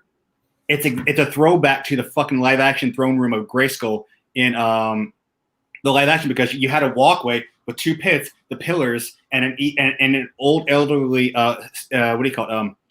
sorceress who gets her power when they bring the power back to Eternia. Yeah, I mean, I'm watching like, oh my god, they're using the same influence for Throne Room from the original live action film, and then of course when they bring the power back, Grayskull comes what it was again, no longer Hall of Wisdom. And it was just like, oh my god, this is a throwback to the live action film. And again, unless you've seen it, you're not going to get it. But it's just like, oh, where's Courtney Cox? How come she didn't show up? Yeah, what's she doing? She's not so much that. She's not. I don't think she's that. What's Dolph Lundgren up to? I'm surprised. Making action movies, yeah. I'm actually surprised they didn't get him to voice a character. Of all the people, I thought they might have gotten him at least. That would have been cool. Or Dolph Lundgren as Orko. Oh dear God. Oracle. I must break you. All right, cool. Well, I think that kind of wraps up our thoughts of Masters of the Universe Revelation. It was obviously a lot of fun. Yeah, if you're watching this and you're still unsure, go watch the show. Like even after we just told you everything that happens, go watch the show. Ignore the reviews. Think for yourself there. I say that as we just had a full hour conversation on us telling the audience what to think, but don't worry about the logistics of that. The statement itself, don't listen to other people and do this. If anyone's main complaint is that the dude was not the dude in the thing that you were promised, then that's probably not a good complaint. All right, let's move on. We do have a question of the day. Oh, Josh dropped some panels in here, and I don't know what's going on. Kyle did too. I have one that I think is probably awesome. Our question of the day was, because we are gearing up to this Crisis on Infinite SpiderMan artist episode. It just says show us your favorite Spider-Man panel cover.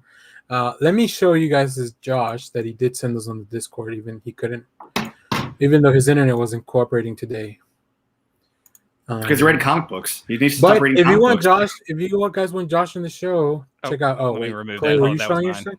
Yeah, I was showing. If you want Josh to come back to the show, check out our Patreon link and drop us a few bucks so we can get him an upgrade. If you want Josh to be in the show, pay us. Oh yes. Or if you don't want Josh to be in the show, also send us something on the Patreon and then say I don't want Josh in the show. Either way, we'll accept the. So this is his favorite Spider-Man artist, Rick Buckler. Rich Buckler. Oh yeah, he's the English language is confusing. Yes, please feed Josh. No, Josh, you're in charge of your own food. This goes towards internet upgrades. Podcasts only. This is for podcasts Rick Buckler. only. Okay, yeah, Rick Buckler. Yeah, we're not Buckler. We're not. If you call 1-900, yeah, Josh, we will kill Josh. Yeah, if not, he will live and be on the show. Live or die, the audience choice. But yeah, okay. So this is from what was Spider-Man 65. That is an iconic cover, but it's also a number 1, so that does help it. Put it in front of eyes more. The last issue, the last comic book where Peter wore the suit of the symbiote costume. Oh, okay. I would say of the black suit covers, there is a Peter Parker, the Spectacular Spider-Man cover by John Byrne that's just black and white that just comes to mind from looking at that. It's around the same time. Getting beat to death by the Joker. Hey, listen, or just a cosplay of the Joker. Titan season 3 is coming. Yeah, it should be out soon. And also next week we get Jellystone. Oh, that's right. Oh yeah, Charles Vest cover. Okay. Oh, cool. Okay. Well, here, let me drop mine in. This just came out this week from David Aja. It's simple. It's awesome. I dig the design. I would probably pick it up if I see it, just because I'd almost want the nude cover, not the no title, no nothing on it. I don't want any graphics on this message. Oh, the virgin cover. Okay. Yeah. I was like, what the hell is the nude cover? Well, with no titles and stuff is what I call yeah. I get it. But to try to come up with the most iconic stuff is going to be hard. Yeah. I mean, to just come up with one iconic Spider-Man cover or panel. And I think it's gonna be more of a Spider-Man artist love fest as opposed to. Yeah, it really is. I know we make it seem like it's gonna be like us kind of trying to grab the crown, but let me share Kyle's. But I think it's gonna end up turning into like, oh, we all love Spider-Man and look how many cool people have worked on it. Yeah. So this is Kyle's that he sent me today. Kyle, you want to talk about this? Yes. Sorry, that Larson. That's the last issue of the 6-part Run to the Sinister Six, and just oh my god, the way he draws Spider-Man, the way he's supposed to be swinging around, and you got Ghost Rider, Deathlock, the Fantastic Four, looks Hulk. Awesome. Oh my god. Yeah, is that Octavius wielding a gun? Yep. Or is that Hammerhead? Hammerhead? No, that's yep. Okay. They're all wielding guns. It's Electro. You've got it was the 90s. Doc Ock, Hobgoblin. Oh my god, Mysterio. Well, you got the Fantastic Four in there. You got Nova. You got Solo. It's and it's got that Eric Larson look. I mean, the Hulk face just is Eric Larson. It just screams it. And he also the way he does his eyes on Spider-Man. Yeah. Oh my god. Very interesting that Kyle picked that one because let me show you guys mine. I went with something that has the same feel, I think, or very similar feel. You guys let me know. This is by Joe Quesada. Oh, and that's nice too. I just love the reverse angle of this. Oh my god. Where we don't know where Spider-Man's going. This is just a panel. Actually, no, that's the Sanctum Sanctorium. All boarded up. Oh yeah. Yeah, I love the webbing, how much detail it has, like especially up here at the top where it's coming for you. Yeah. I remember when I was just getting into comics and I would Google like Spider-Man to like look at cool pictures, and this came up. Nice. And I was like, holy shit. Also, is this the Batmobile down here? It's the one from the animated series? It has a bit of that it look. It kind of looks like it. Right? I mean, that's why you really chose it.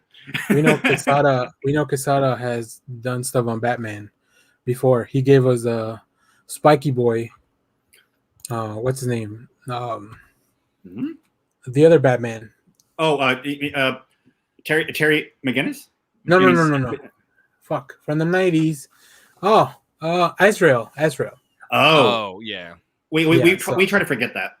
I don't. Yeah, I love Azrael. That costume was insane. I liked Azrael as Azrael. I didn't like Azrael as Batman. Yeah. Here's a question from Josh, which I'm sure we'll talk about Toddy. McFarlane's redesign of the spaghetti webbing. How the hell does that result from web fluid? Quantum mechanics. Yes. I'll say science. Yeah, I think Peter's smart. Go with science. I'm gonna go science. Peter real smart. I like how you said Peter real smart. Peter real smart. All right, let's go to our last portion of the show. Yeah, I think we just need to have a full-on Spidey episode. Yeah, it'll be a full-on. We'll have Crisis on multiple Spider-Man. I don't know if it'll be next week. We may take a break because we did go pretty hard in this month. Since July, I guess, kind of has not technically 5 weeks, but it has 5 Saturdays. So I don't know. We'll see. We'll let you guys know. Stay tuned on Twitter to see when that's coming. But let's go on to recommendations. Who wants to go first? I can. Okay. I just going to recommend a YouTube channel called Strange Brain Parts. They do comic book history, and I put together a playlist in the show notes of some of his stuff. It's incredibly detailed, well researched, great videos. I mean, if you want to go in and understand, Steve Gerber's run on the Defenders a lot better, he's got a video for it. There's a Doctor Who episode right there that I would recommend for Josh. I put it in the playlist. The Ultimate Autopsy, the life and death of the Ultimate Universe. That first video from 3 weeks ago is fantastic. Cool. He just has so much quality stuff in there. I pulled the stuff that I loved. You may like other stuff in there, but I really recommend this channel. Okay.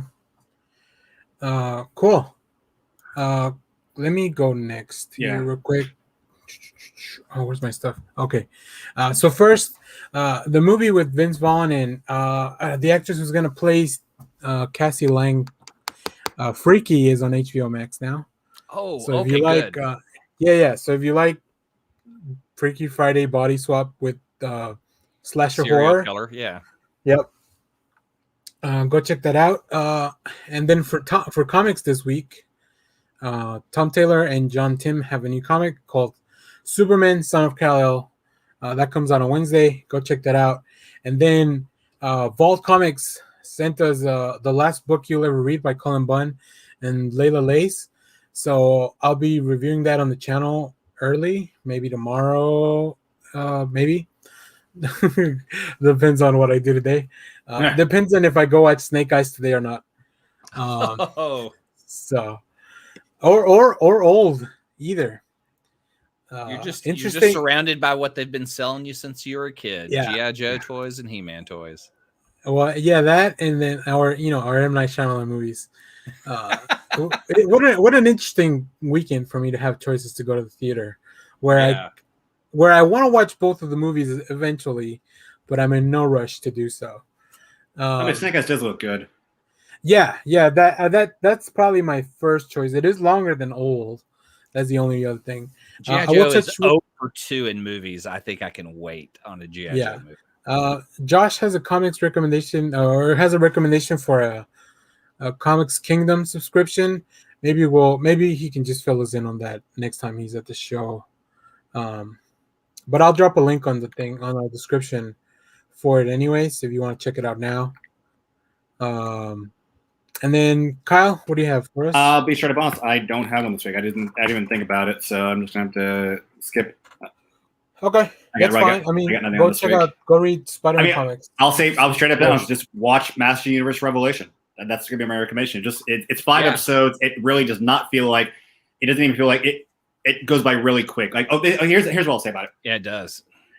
Whereas as much as I love Transformers, the live action 3D series they're doing, War for Cybertron, is so slow at times it's hard to get through. This one, it goes by really quick. You don't even realize you watched 5 episodes. Yeah, and then go get your I Killed Comics Cold Blood. Check out Stephanie Phelps' Twitter. She's doing great work on Harley. So nice. Josh has something. Hold on. In short, brings back the daily newspaper strips in your email inbox. $20 a year. That's a good deal for Comics Kingdom. Wow. Yeah. All right. Yeah, I'll put the link on the description of the show afterwards, after the video. So I think that's it. Do you guys have anything else? We don't have any. I got nothing. Oh, we did get one thing of news, and I just want to get like some real quick thoughts, and then we'll wrap up. So we're out here before 2 hours. Yeah. Vincent D'Onofrio is rumored to come back as Kingpin in Hawkeye. Yeah, I did hear that. And I'm excited. I keep hearing Charlie Cox is in the next SpiderMan movie. Yeah. So, but I just don't want to know. Just bring John Barenthal back as the Punisher, and oh my God, that would be awesome. Kristen Ritter as Jessica Jones, and the Sisters of the Dragon, both of those characters by the actress who played them, and that's it. That's it. You can leave the last one out. Come on, Luke Cage was not bad. Oh, sorry, Iron Luke Fist Cage was not good. Wow, but Luke Cage was not bad. I rewatched. I think because he's having success with that show Evil. I don't know that he would probably be the hardest one to get back. And also it'd be weird because Marshall Ali is gonna be Blade, but he was already in his show before. Yeah. So, but he got killed. I mean, that one was a hard foot stomping death. Oh, bring back Shades. That was a cool character. I did like Shades. Yeah, go rewatch your Netflix show. Those were fun. I haven't finished the last season of The Punisher because I don't want it to end. Yeah, But the Punisher's a tough one, but that's a good season. It's a lot lighter than the first one. Oh, that's lighter in big quotes though.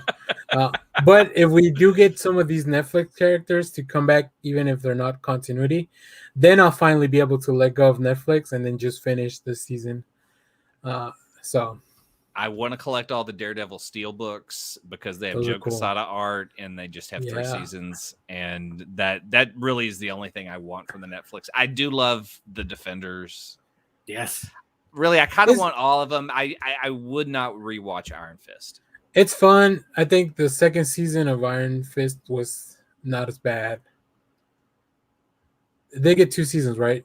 Yeah, they could. Yeah, I got to. Because at first he was so poorly trained. He had 2 weeks to train for the show. Yeah, and that's not a knock on him as an actor. It's just he wasn't. That's a knock on anyone trying to do something to show that they're like the ultimate weapon and having 2 weeks to prepare. I mean, this isn't me in college. This is like them trying to show this character is supposed to be the ultimate weapon, and he never was. And it was just maybe we should revisit Netflix. You know what? If any of these actors come back, we may revisit the Netflix series. Okay, I'll revisit because if they bring back Iron Fist, I would just to talk about that. I mean, we will revisit the fun stuff, I guess. So, yeah, we'll see. But let us know if there's anything else in the comments you want us to talk about. Yeah. Like I said, we'll let you guys know about next week, but we do have a SpiderMan show coming up, so let us know your favorite comic. And let's go for Josh. I think we're also going to be talking about the Rocketeer. Oh, that's right. We have a Rocketeer, so go watch the movie on Disney Plus. It's easy. It's quick. Do it. Go read some comics. Go purchase a Rocket Pack. And that's about it. Anything else, guys? Nope. That was awesome. Cool. We do have one thing. Josh did send me something.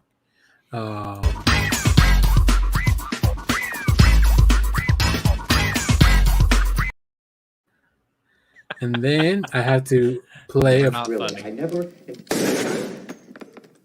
Oh, I'm sorry. Did I break your concentration? And then the last one. I have the power!